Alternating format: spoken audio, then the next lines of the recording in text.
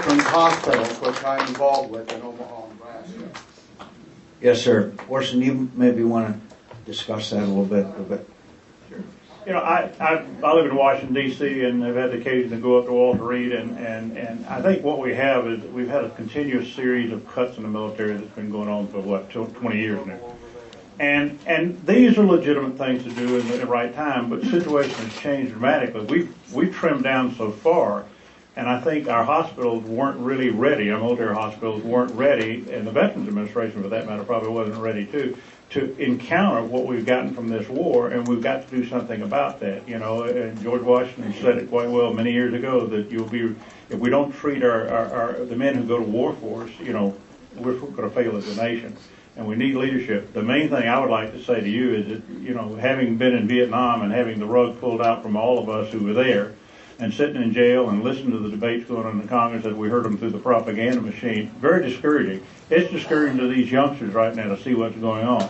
We get tired of hearing people saying, we support the troops, but you support the troops by supporting their mission. The troops want to be able to win. Let them win. And you need to tell your Congress people that this week, because the big debate's starting next week, as John said, let our troops win. We cannot afford to lose.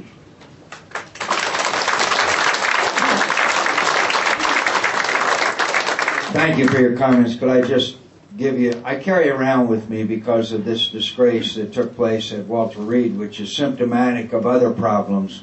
I carry around with me almost all the time George Washington, 1789.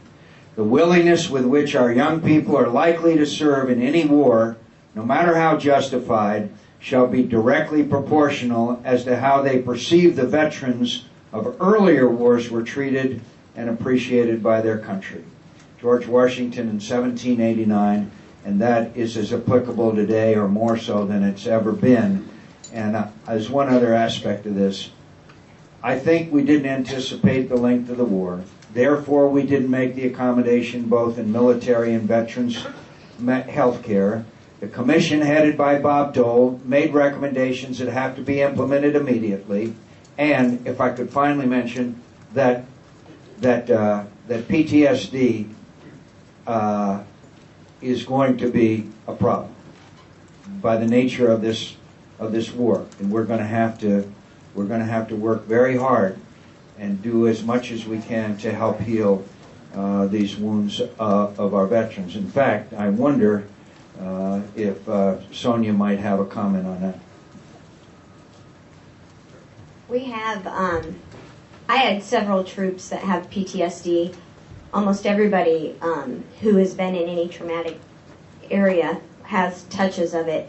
But the one thing I can say is you've got to support them. Over there, back here, we've got to finish the job.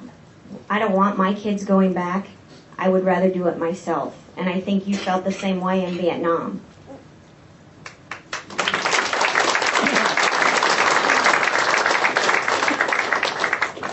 We'll go to you, ma'am, right after this gentleman. Yes, sir. Senator, my name is Hugh Bell.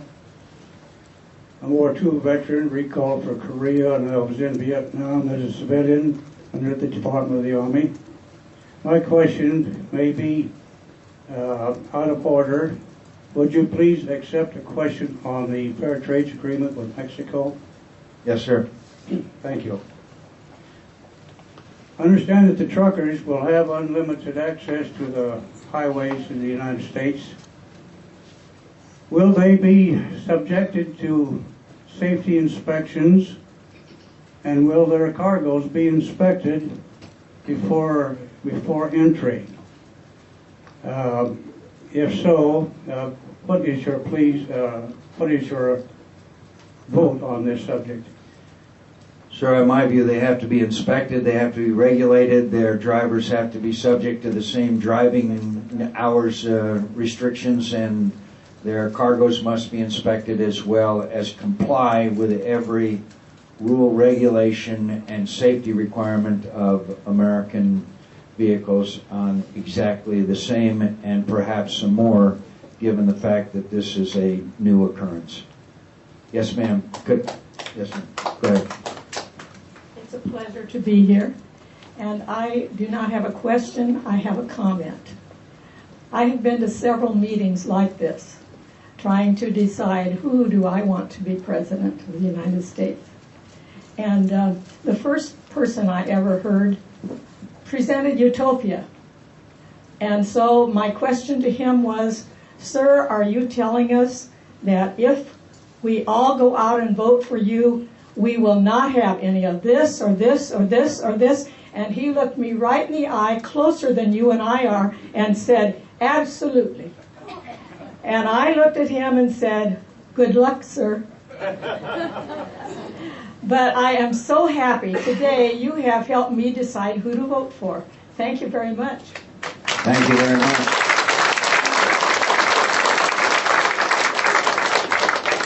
I'm afraid to ask who. Thank you very much. Yes, sir, go ahead. Thank you. Senator, first of all, I'd like to say that I was very proud to vote for you at the caucus in 2000, and I intend to do so in 2008. My question is related to Social Security. In 2041, the trust fund runs out of money, and at that point, all benefits will be paid from current contributions and at about a 70% rate. My question is, what can be done about that? First of all, I accept your, and I wish every American knew your statistic. We've got so much money coming in, we got so much money going out. We reach a point in a few years where there's more money going out than coming in. And as you mentioned, I believe 2041, and then there's no money left. We can't do that to future generations of Americans. In 1983, Social Security was about to go broke at that point. Ronald Reagan, Tip O'Neill stood together in the Rose Garden and said, we're going to fix Social Security. They were armed with a commission study by Alan Greenspan. We've got to do that again. We've got to start working together on issues that are important to the American people, and we've got to do it in a bipartisan fashion without betraying our principles. I can reach across the aisle to the Democrats, and I have, but I expect them to reach their hand across the aisle to me. First, we have to clean up the unnecessary, wasteful, and disgraceful pork barrel earmark spending, which is corrupting the process. We shouldn't have to spend $3 million to study the DNA of bears in Montana. I don't know if that was a paternity issue or a criminal issue. You shouldn't have seen this kind of corruption in Washington that has caused members of Congress to be in jail. You should not, I should not, as a proud Republican, be satisfied to see the increase in spending make us, the Republican Party, the largest expanders of government since the Great Society. And we certainly should be outraged when you have a bridge across the Mississippi River collapse and there was $2 billion worth of pork barrel spending, not one penny to bridge repair or inspection. And meanwhile, we can spend $233 million on a bridge to an island in Alaska with 50 people on it. Something is badly screwed up, my friends. We're going to fix it. I'm going to veto those bills, but I'm going to make the authors of them famous, and we're going to go to the American with clean hands, and we're going to fix Social Security, and we're going to fix Medicare. And if Congress doesn't want to do it because it's too hard, then let me do it, because I want to be present to do the hard things. That's it.